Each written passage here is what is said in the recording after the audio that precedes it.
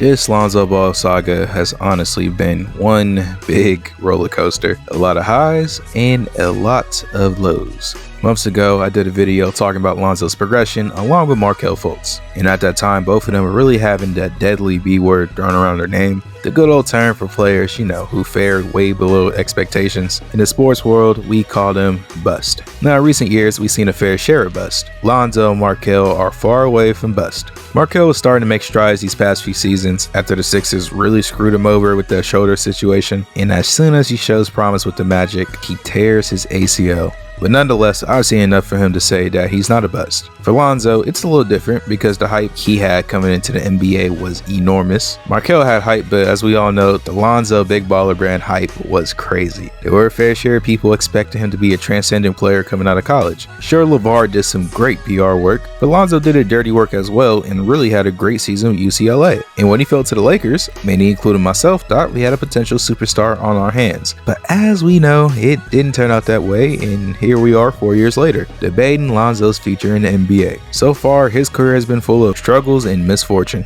With the Lakers, he struggled a lot, but he had stretches that made you think, like, you know what, maybe he could still be a star. Not some unrealistic transcendent hybrid of Curry and Magic Johnson people expecting him to be at least a star.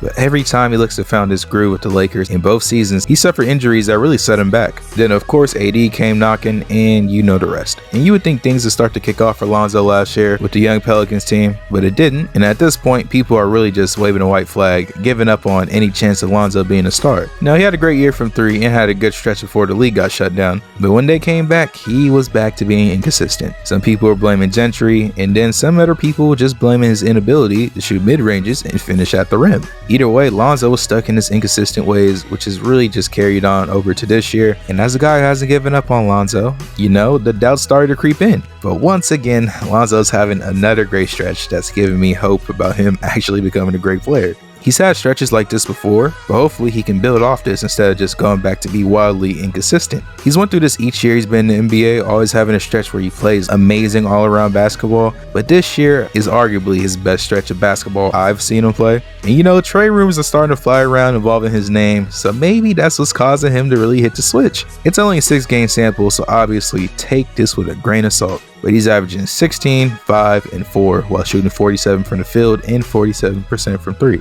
Like, yes, it doesn't sound like much, and y'all probably just saying, okay, that's role player numbers. But considering the fact that he's essentially the fourth option, I think these are great numbers to be putting up. Zion's gonna need his touches. Brandon Ingram, he's gonna need his touches. Eric Bledsoe needs his shots too. On a hot day, JJ Redick's gonna need his shots. So for him to be putting up these numbers, being a 4th to 5th option, I personally think that's very good. Stats aside too, you watch the games, he's been very instrumental for them as of late. If y'all watch that Pacers game, he was honestly the main reason for them hanging on. 20 points, 9 rebounds, 3 assists, hitting those threes late in the 4th and saving the game with his contest on Miles Turner, a center. Very impressive considering the fact that he's a 7-foot giant you gotta contest to save the game. And previously against the Grizzlies, he put up 16, 7, and 7, and in addition played great defense on Ja Morant, being a big factor in him going 5 for 14. Now for years, Lonzo supporters know what he can bring outside of scoring. The playmaking has already been elite since he's really came out the womb. He's just simply a naturally gifted passer of the ball. From the outlet passes to passing people open, we know he's elite at that. The defense has been very good since his second year. In matchups with top point guards, he's proven already that he can hold his own and even lock down some of the best guards in his league.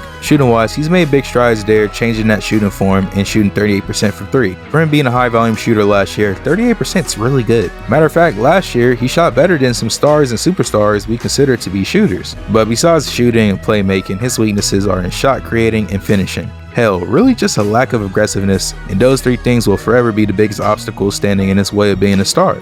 Now at this point, he's already shed that whole bust label. He's gonna be a good role player in this league for a very long time, but if he wants to be a star, these are the areas he needs to improve massively to sit at the table with some of his draft classmates. At times, he's shown that ability to finish and hit mid-ranges, but he's simply just not consistent enough. Instead of just taking what the defense gives him, it feels like most of the time, he just forces threes, which is really frustrating to watch considering the fact that he's fast enough to get to the rim and finish. Now, he's shown off that ability multiple times, but he does have these weird, awkward sequences where he just takes off wrong or don't know how to use the right hand. Seeing that makes me think, like, is it a confidence thing? If so, he's gonna need to fix that quick, because if he doesn't, later down the road, playoff defenses will lick their chops at him. Playoff basketball slows down and teams key in on certain players. I am fully confident if the Pelicans somehow make it to the playoffs, there will be a time where a team the whole game might just say, you know what, fluff it, let's let Lonzo beat us. They can't give him the Lou Dort treatment because Lonzo is a good 3-point shooter now, so he should be fine. But best believe come playoffs, they're going to force him off the 3-point line and do defensive coverages to the point where he has to shoot mid-ranges or try to finish at the rim. And when the time comes, he has to accept that challenge and be able to adjust. Probably said this a million times, and I will continue to say it because this element is a make or break for Lonzo. I feel like this is the biggest hurdle stopping him from stardom. Me knowing this on top of him playing well is really the main thing continuing to give me hope about him maybe reaching star status one day. Y'all let me know in the comments if I'm delusional for this, but I'm starting to have thoughts that, maybe he has to go to a different team that might demand more from him. I look at this Pelicans roster, and if we expect Lonzo to really become a star at the very least, this team might not be able to get the best out of him. And it seems like the Pelicans might know that too. That's why they probably didn't offer him that extension.